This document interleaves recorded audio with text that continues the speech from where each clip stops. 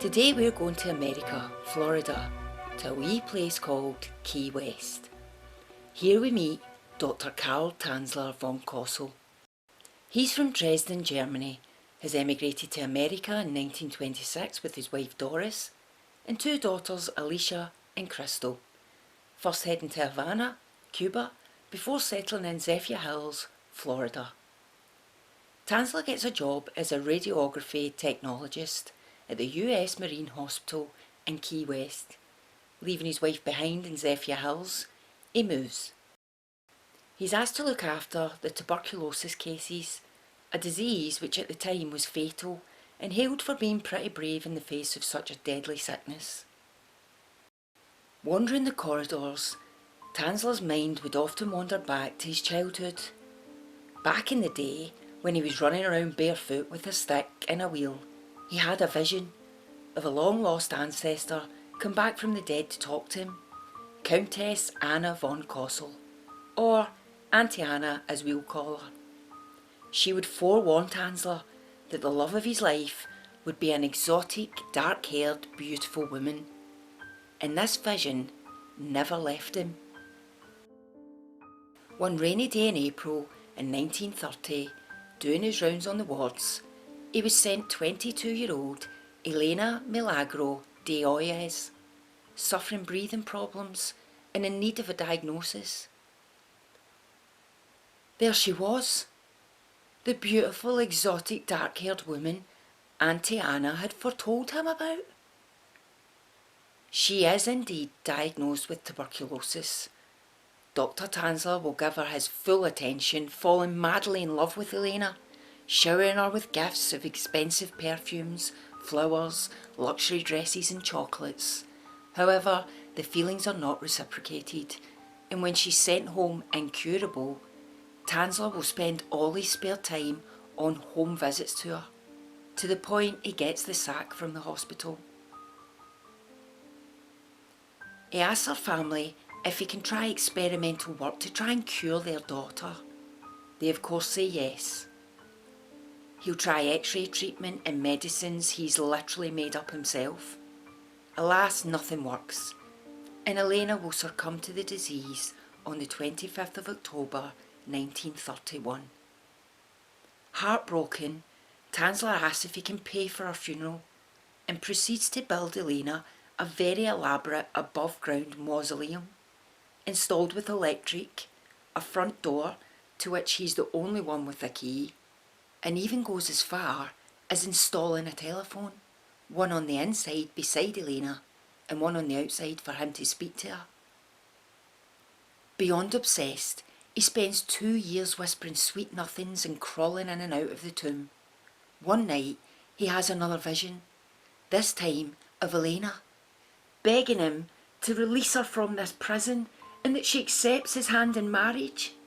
So, as fast as a rat up a drain pipe, he heaves a cart up beside Elena's tomb, drags her out, whilst at the same time envisioning her ghost leaving with him, and he takes her home.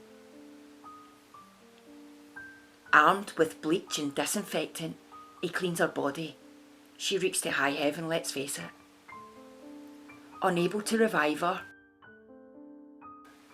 he sets to work making her beautiful again, laying sheets of real silk and plaster of Paris over her face, mending her bones back together with wire and coat hangers, sliding gloves over her hands, putting a wig on he's fashioned with her actual hair, given to him after her passing by her mother, filling her chest cavity with rags, bit of blusher, couple of eyebrows, ready for the marital bed.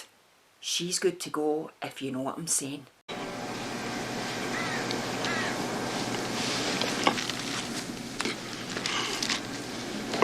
Just when we think he's finally lost it, he builds a rocket for Elena.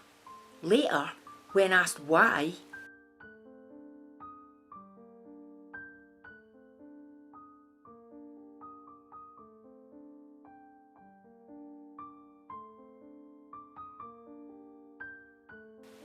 7 years later, in 1940, there's word on the street of Tanzler's strange activity. He's been seen through a window dancing with a life-size doll. Elena's sister grows suspicious and knocks wildly on Tanzler's door, demanding to see the doll. He allows her in, and she witnesses what she knows is her sister. The smell alone is the giveaway. She runs out and reports him to police.